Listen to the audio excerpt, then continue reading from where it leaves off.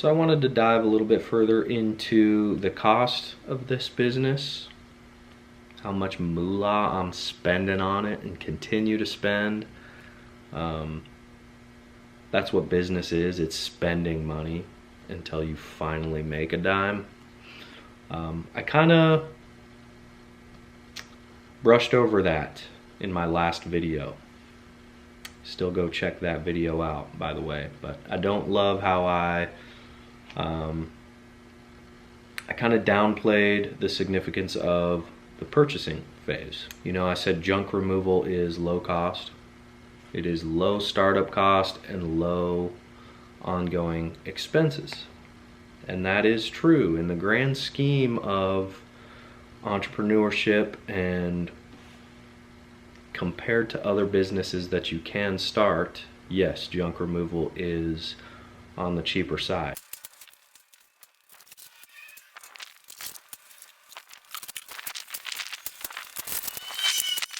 What I have here is a list of everything that I've spent money on for this business, or I bought because I wanted but will also benefit the business. So I bought the trailer, the big bad trailer, baby.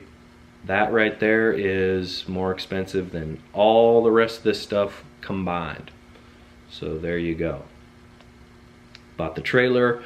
So far I've bought one Facebook ad, but we know that marketing as a whole is an ongoing expense. I'm sure there will be more ads.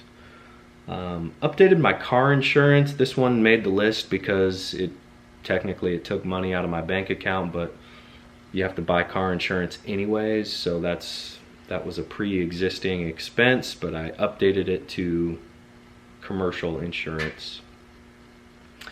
License plate for the trailer. You'd expect that to be a pretty cheap one. The sales tax on that license plate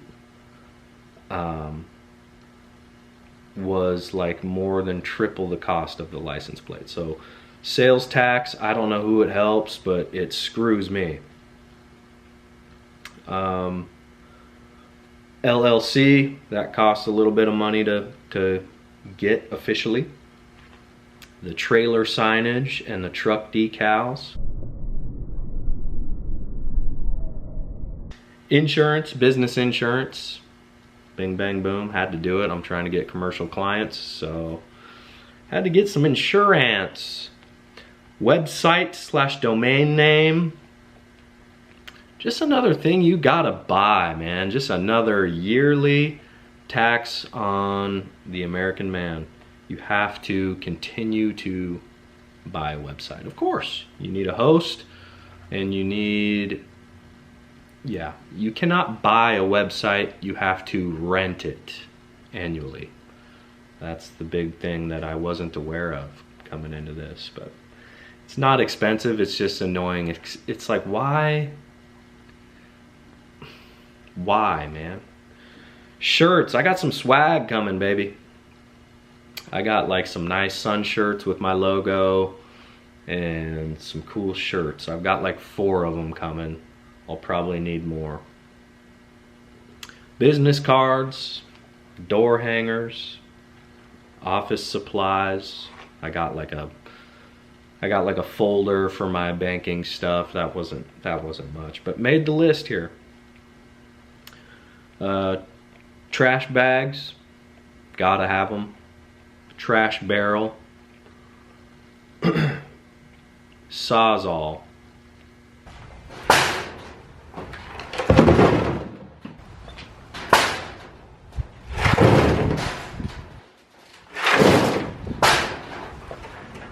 Now here is my still need to buy list. This is my shopping list right here. Things I still need. Hats.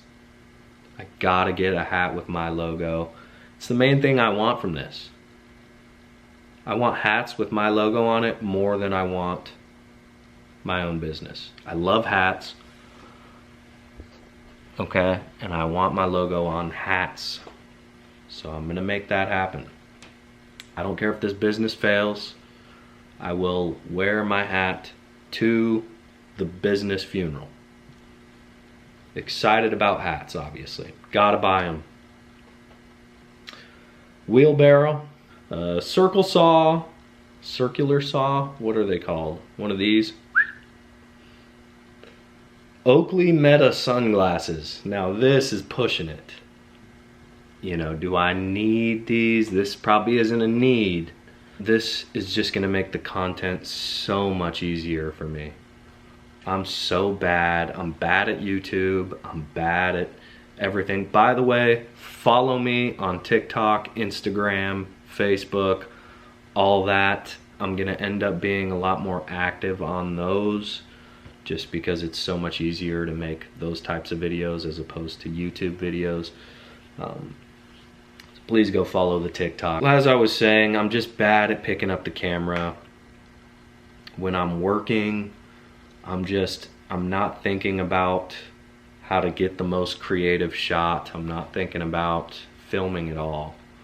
I'm trying to get the work done. So just being able to have the camera on my face, just bang. Hey Meta, record this. Yank, yank, yank, yank. Hey Meta, what do you think this old chair is worth? Toss it in the trailer. It's worth nothing. Especially like I'm already dealing with, I'm out driving all the time.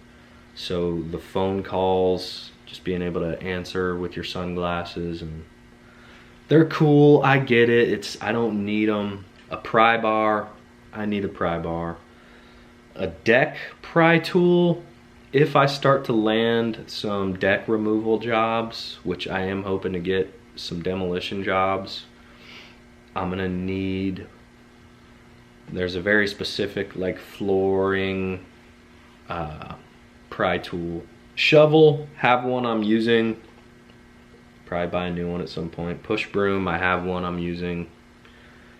I'm not in a rush to buy a lot of this. There's this annual business networking thing that I got invited to. I was really lucky to attend. I get to go a time or two for free.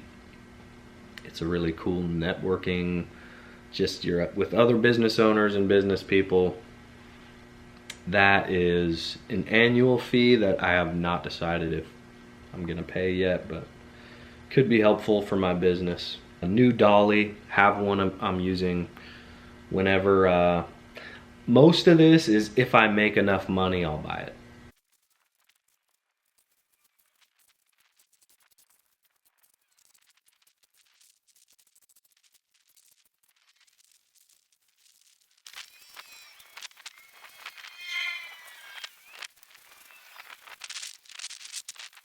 Lastly, ongoing expenses of a junk removal business.